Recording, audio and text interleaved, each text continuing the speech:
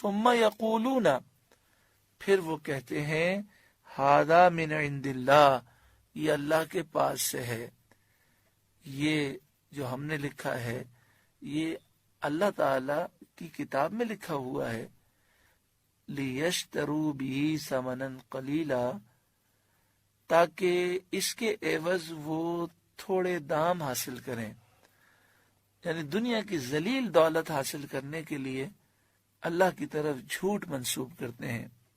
اس کے شان نزول میں تفسیر خزائن العرفان میں لکھا کہ جب سید انبیاء صلی اللہ علیہ وسلم مدینہ طیبہ تشریف فرما ہوئے تو علماء توریت اور بڑے بڑے یہودی سردار جو تھے انہیں قوی اندیشہ ہو گیا کہ ان کی روزی جاتی رہے گی اور سرداری مٹ جائے گی، کیونکہ توریت میں حضور صلی اللہ علیہ وسلم کا حلیہ مبارک اور اوصاف واضح موجود تھے۔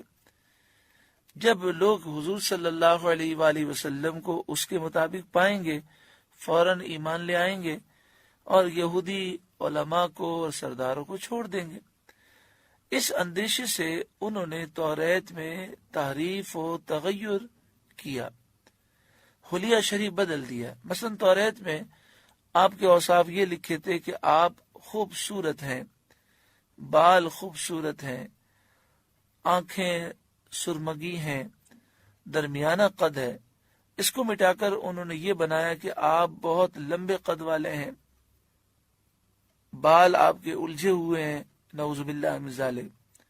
یہی عوام کو سناتے، یہی کتاب الہی کا مضمون بتاتے، کہتے یہی اللہ کا حکم ہے، یہی توریت میں لکھا ہے، اور سمجھتے کہ جب لوگ نبی کریم صلی اللہ علیہ وآلہ وسلم کو دیکھیں گے تو وہ کہیں گے کہ ان کا قد تو درمیانہ ہے، اور توریت میں تو لکھا ہے کہ وہ بہت لمبے قد کے ہوں گے، تو پھر یہ حضور پر ایمان نہ لائیں گے، ہمارے ہی غلام رہیں گے، ہم سے ہی محبت کرنے والے رہیں گے، اور ہمارے نذرانوں میں کمائی میں کوئی فرق نہ آئے گا۔ تو اس کے لیے انہوں نے سارے کام کیے۔ اس سے معلوم ہوا کہ نبی کریم صلی اللہ علیہ وآلہ وسلم کی صفات کو چھپانا، آپ کی نعت چھپانا، اس میں رد و بدل کرنا، یہ مسلمانوں کا کام نہیں ہوتا، یہ یہودیوں کا کام ہے۔ اللہ تبارک و تعالی کرم فرمائے، آج بہت سے ایسے لوگ ہیں جو اپنے آپ کو مسلمان کہتے ہیں لیکن قرآن و حدیث سے حضور کی صفات، حضور کی شان وہ بیان کرنے کے لیے تیار ہی نہیں ہوتے۔ اللہ انہیں ہدایت نصیب فرمائے۔ آگے فرمایا فَوَيْلٌ لَهُم مِّمَّا كَتَبَتْ أَيْدِيهِمْ، تو خرابی ہے ان کے لیے ان کے ہاتھوں کے لکھے سے، وَوَيْلٌ لَهُم مِّمَّا يَكْسِبُونَ، اور خرابی ہے ان کے لیے اس کمائی سے، یعنی جو انہوں نے توریت میں تحریف کی اور اپنے ہاتھ سے لکھا، یہ لکھنا بھی انہیں برباد کرے گا، اور اس لکھنے سے جو انہوں نے نذرانے اور کمائیاں وصول کی، یہ حرام مال بھی انہیں برباد کر دے گا۔ وقالو، وہ بولے لن تمسنا النار الا ایاما معدودہ، ہمیں تو آگ نہ چھوئے گی مگر گنتی کے دن۔ حضرت عبداللہ بن عباس رضی اللہ تعالی عنہما سے مروی ہے کہ یہودی کہتے تھے کہ وہ جہنم میں ہرگز داخل نہ ہوں گے مگر صرف اتنی مدت کے لیے جتنے عرصے ان کے باپ داداؤں نے بچڑے کی پوجا کی تھی، اور وہ 40 دن ہے۔ اس کے بعد وہ عذاب سے چھوٹ جائیں گے۔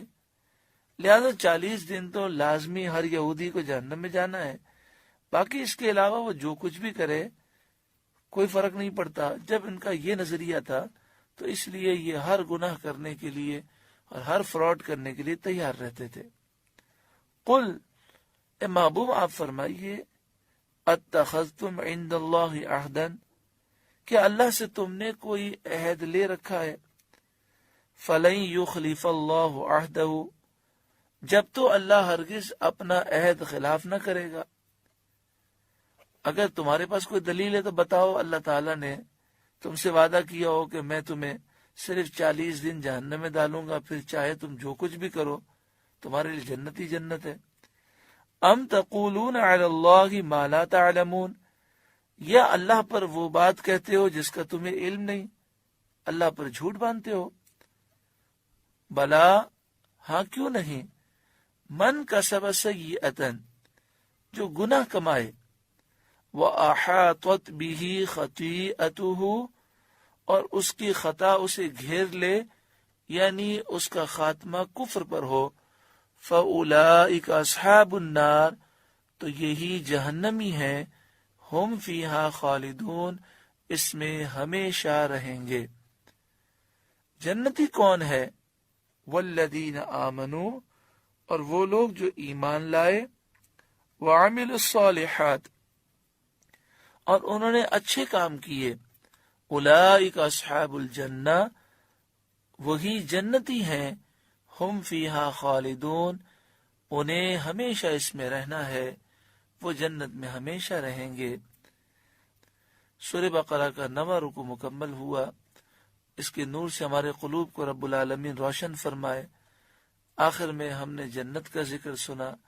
دعا فرمائے اللہ تعالی ہمیں وہ اعمال عطا فرمائے کہ جس سے اللہ راضی ہو، اس کے محبوب راضی ہوں، اور اللہ تعالی ہمیں جنت میں اپنے محبوب صلی اللہ علیہ وسلم کا پڑوس عطا فرمائے۔